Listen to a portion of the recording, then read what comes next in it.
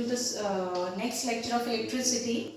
Now I am going to explain you the symbols, then circuit diagrams, and then I'll take a recap of the previous lectures, and then we'll discuss the factors on which the resistance of a conductor depends. So children, let us see the symbols first.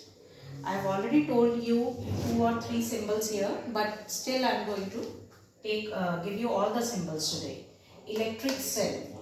First symbol is of electric cell. It has 2 arms, one is longer and one is shorter. Longer arm shows the positive end and the shorter arm denotes the negative end of the electric cell. A battery. Battery is a combination of 2 or more than 2 cells. Here I have taken 3 cells. So it is a more than 1 cell, so it is a battery. Same way, longer arm signifies the positive end and the shorter arm signifies the negative end. Plug, key or switch. Switch is the conducting link, children. This bracket, it is the symbol of switch. When the switch is open, that means no current is flowing through the circuit if we have this symbol. And if we have this symbol with a dot in it, then it will be switch close and there will be a flow of current. This is the symbol of bulb and here it is a resistance. This is variable resistance. Sometimes what we have to do, keeping the voltage source constant, we need to change the resistance to get a different amount of current. So we use this as variable resistance. This is the symbol, same as resistance, and then you need to draw an arrow in between. That will be your variable resistance, or you can call it as rheostat. Then it is the ammeter. Ammeter is an instrument. You all know that it is used to measure the amount of current. Yes. And voltmeter, it is there to measure the potential difference. Now children, come. This is a circuit diagram with all these symbols in one. This is a battery. This is a positive end. This is a negative end. Then comes the ammeter. Always keep one thing in your mind, that positive end of the battery should be connected to the positive end of the ammeter, and all these are the connecting wires. So positive end of the battery is connected to the positive end of the ammeter. Then comes negative end. This is the resistance, or you can say resistor, across which we want to measure the potential difference. So it is, I had already told you that ammeter is connected in series in the circuit and voltmeter is connected in parallel across the resistor whose resistance we want to measure. Then comes our switch. Here the switch is close. Switch close. With this dot you can see there is a dot in the bracket. So this is switch close. As the switch is closed, you can see I have drawn the arrows here. These arrows, these black arrows, tell us that the current is flowing in the circuit. And this is the rheostat.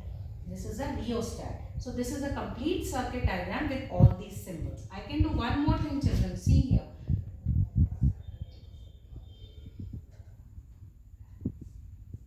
This is the battery.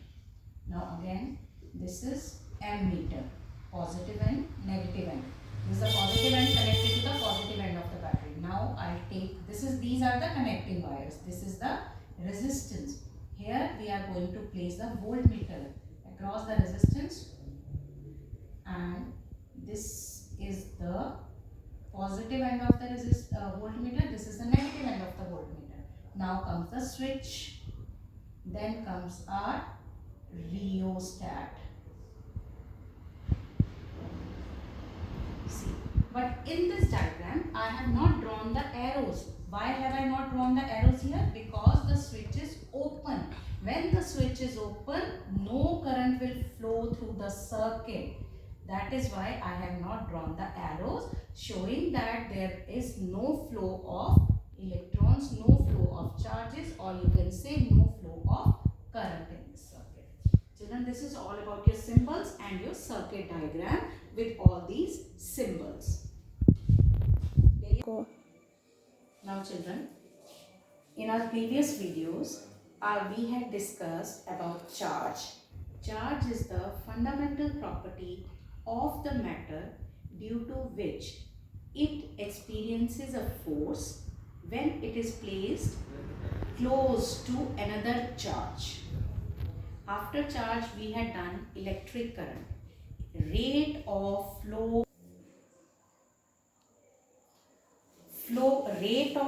of charges is known as electric current. Electric current is symbolized by the capital letter I, and its unit is SI unit of current is ampere, that is capital A. Similarly, we had studied about potential difference.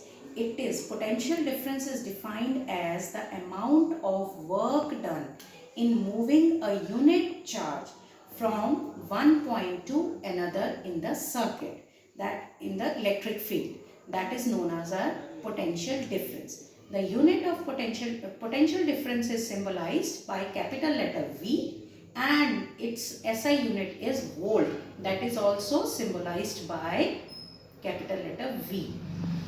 And then we had talked about Ohm's law. Ohm's law stated that if the temperature, keeping the temperature constant, if we keep the temperature constant, we see that the current in a circuit depends on the potential difference. So we had got a relationship over there that V is directly proportional. We had talked about V is directly proportional to I, or we had written it as V is equals to IR, where this R is constant of proportionality, or we call it as resistance. Now children, what is resistance? Resistance is the fundamental property of a resistor to resist the flow of charges. It means it is the property of a conductor to stop or to create a trouble in the path of flow of charges. If the charges want to flow through a conductor, suppose this is a conductor and charges want to flow through this. It's a wire and charges want to flow through this. And now the problem or the obstruction or the disturbance created by this wire in the path of the charge is known as resistance. Children, there are different factors on which the resistance of a conductor depends. Similarly, there are different factors on which the resistance of a conductor depends. Children, just now I gave you the definition of resistance. Resistance means to obstruct or to resist the flow of charges in a conductor. Charges flow through the conductor. Conductors are those, you can say, substances which allow the flow of charges through them.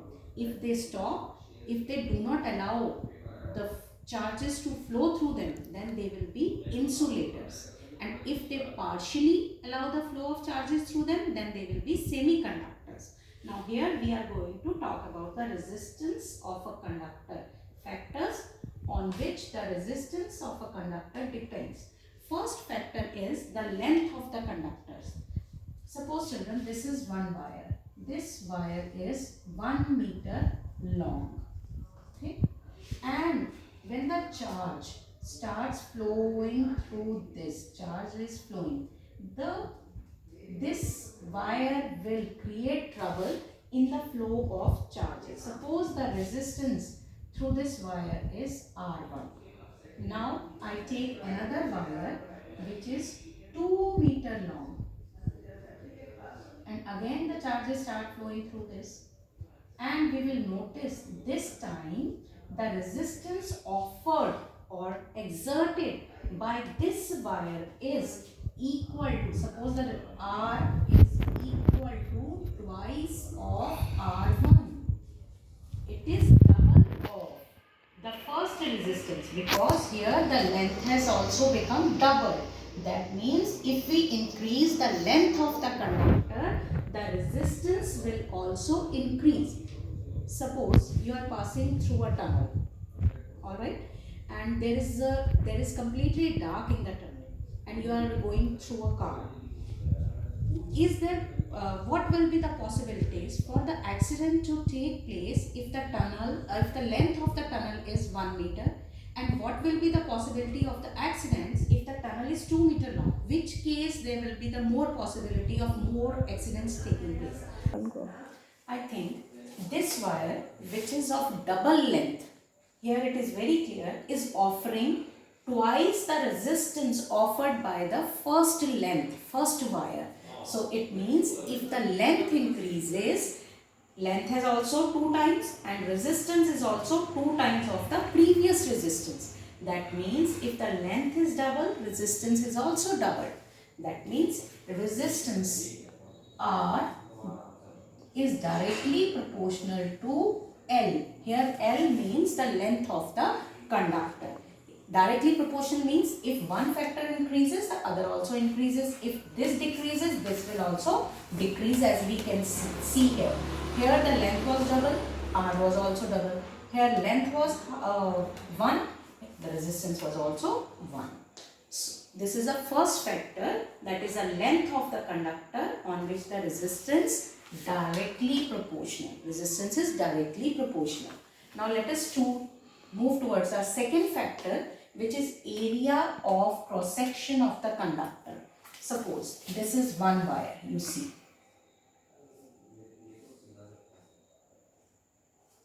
And